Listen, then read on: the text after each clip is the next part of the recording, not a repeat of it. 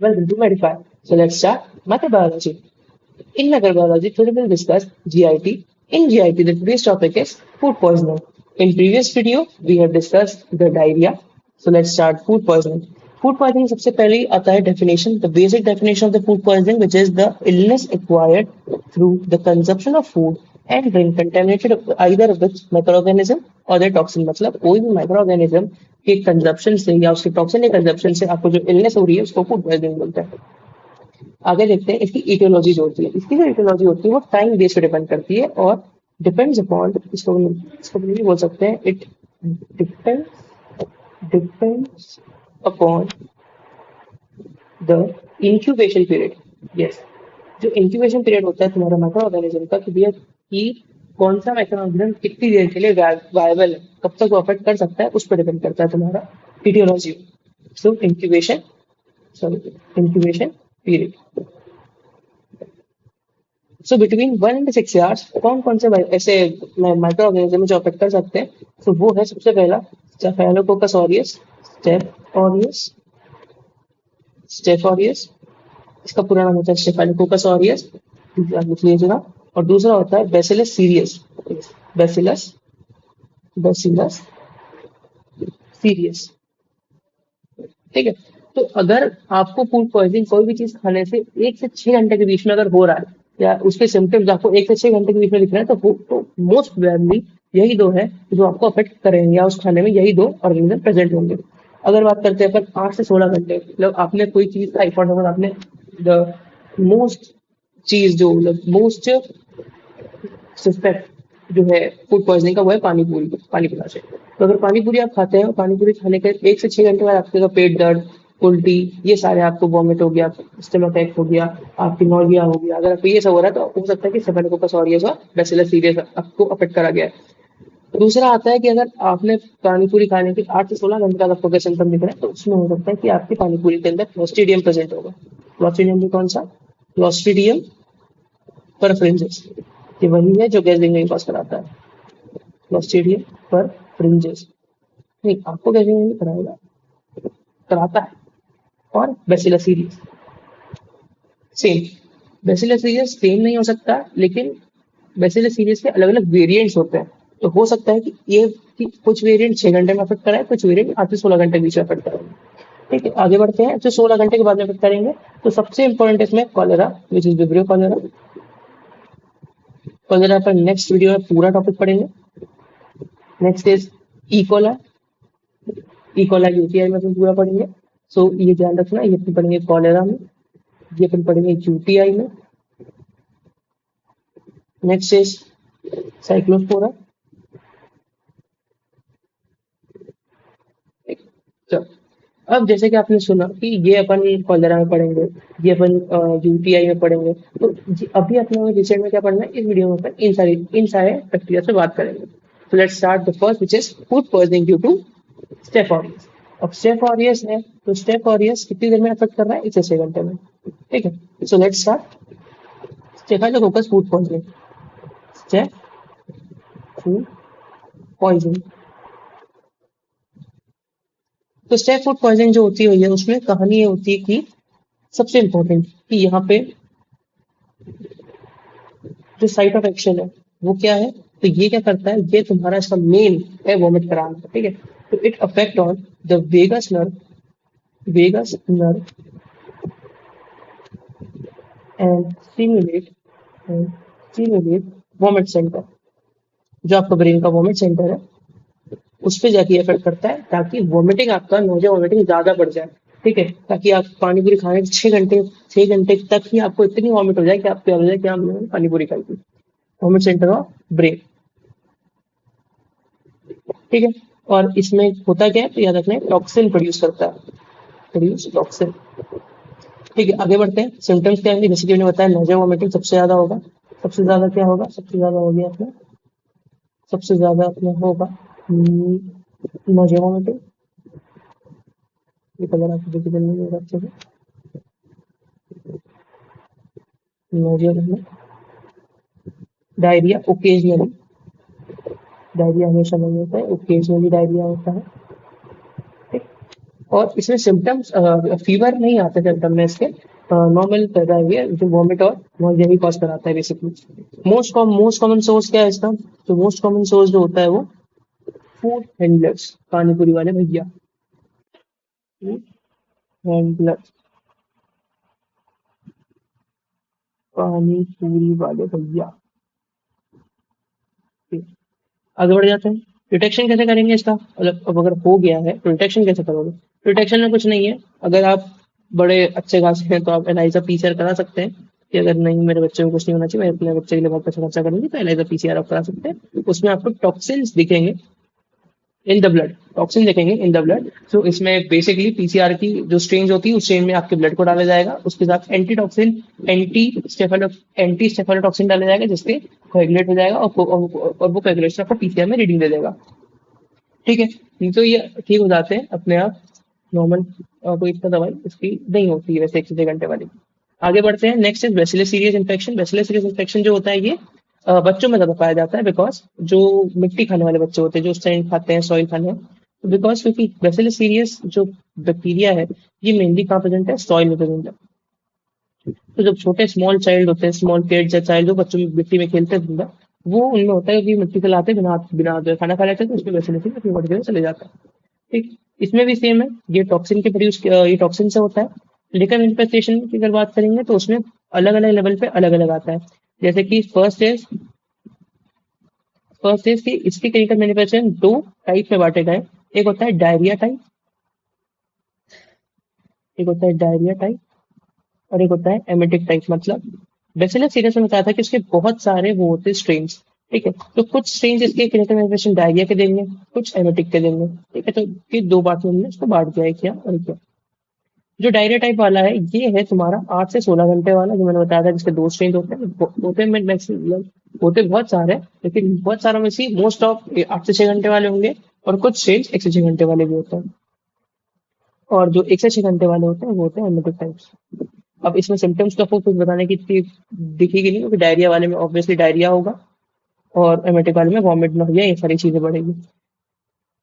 अब देख लेते हैं कहाँ कहाँ प्रेजेंट होते हैं। तो डायरिया वाला जो होता है, diarrhoea type is present in meat, vegetables, vegetables and bread। और एमेटिक टाइप इज प्रेजेंट है राइस और नूडल्स, मतलब चाइनीज आइटम जो होता है, फ्राइड राइस, नूडल्स और ये सब। इसमें आगे बढ़ते हैं। क्लिनिकल फीचर इसमें आपका सेम है, इसमें डायरिया होगा और इसमें नोजिया वोमिटिंग होगी। और एब्डोमिनल क्लेम दोनों में आएगा, कुछ अलग चीज नहीं है एब्डोमिनल क्लेम्स के बारे में। बैसिलस सीरियस के अगर अपन देखेंगे तो अगर इसका अपने को डायग्नोसिस कराना है तो इसका अलग वो लेब्डी तो पूरा फूड पॉइजनिंग का आएगा। अपने पहले बैसिलस की बात कर लेते हैं अपन। इसका अपने को अगर लेब्डी कराना है तो इसके लेब्डी के लिए एक स्पेशल वो होता है culture, which is MYPA। MYPA, what is MYPA? So mannitol yolk sac, mannitol yolk of polymyxin B. अगर इसको मैं लिख देता हूँ आपके लिए, यहाँ लिख देता हूँ MYPA विच इज मैनिटोल। तो मैं अच्छे से which is mannitol egg yolk polymyxin agar. आगे बढ़ जाते हैं। विच इज लेब्डी ऑफ होल द फोल, मतलब 8 से 16 घंटे वाले, 16 घंटे के आगे वाले, और जो तुम्हारे 1 से 6 घंटे वाले, इन सब के लिए जो ओवरऑल लेब्डी बनाया गया है वो सबसे वो यही है कि सबसे पहले अपन ब्लड या स्टूल सैंपल लेते हैं। बेसिकली फूड पॉइजनिंग में कर लेते हैं, स्टूल सैंपल लेंगे और स्टूल सैंपल में अपन देखेंगे वायबल काउंट, कि जो स्टूल में बैक्टीरियाज है वो क्या प्रेजेंट है, और प्रेजेंट है वो कितने प्रेजेंट है। और उसमें वायबल काउंट भी चेक इन रिंगर सोल्यूशन, में अपन इसका वायबल काउंट देखते हैं। ठीक है, क्या देखते हैं इसमें? तो फर्स्ट इज कि प्रेजेंट है या नहीं, प्रेजेंट है कि नहीं है। ठीक है, और दूसरा देखेंगे अमाउंट, कि अगर प्रेजेंट है तो कितने अमाउंट में प्रेजेंट है।